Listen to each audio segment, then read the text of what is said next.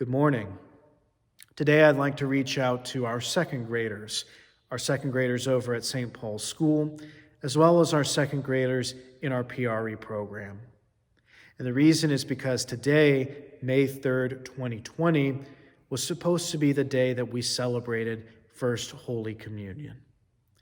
And so, boys and girls, I just want you to know how sad I am that we're not able to be in church together to celebrate your big day, to celebrate your First Holy Communion. Of course, the Eucharist is such an important part of who we are as Catholics, such an important part of our faith, and receiving Jesus for the very first time in the Eucharist is something very, very special. I know I've shared before that my own experience of being in second grade and receiving First Holy Communion played a major role in my own life of faith and in my own journey to the priesthood. And so, boys and girls, I want you to know that I'm thinking about you a lot today. I'm praying for you, and we're not canceling First Communion. I want you to know that.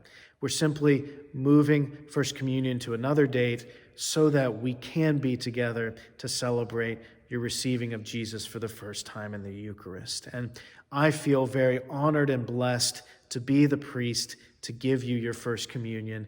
And I know so many of you were excited to receive your First Communion, to receive Jesus for the first time in the Eucharist. And so I'm thinking about you, I'm praying for you, and I'm looking forward to the day when we do get to be together in church to celebrate First Holy Communion. I'd also just like to say a quick word to our RCIA candidates and catechumens. Of course, your First Holy Communion was supposed to be at the Easter Vigil, and it saddens me that we weren't able to do that either.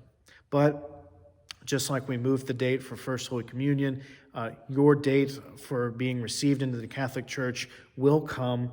And again, I feel very honored and blessed to be the priest, to bring you into full communion with the Catholic Church, and to also give you your First Holy Communion. So I'm thinking about you, praying for you, and looking forward to the day when I can bring you catechumens and candidates into full communion with the Catholic Church. And of course, I'm still praying for all of our parishioners at St. John's, St. Joseph, and St. Paul's. You're in my daily prayers, and I also can't wait until we can once again fill this church building, fill the church building at St. John's, fill the church building at St. Joseph's, and celebrate the Eucharist together, and then receive communion as a faith community. And so I miss you all very much.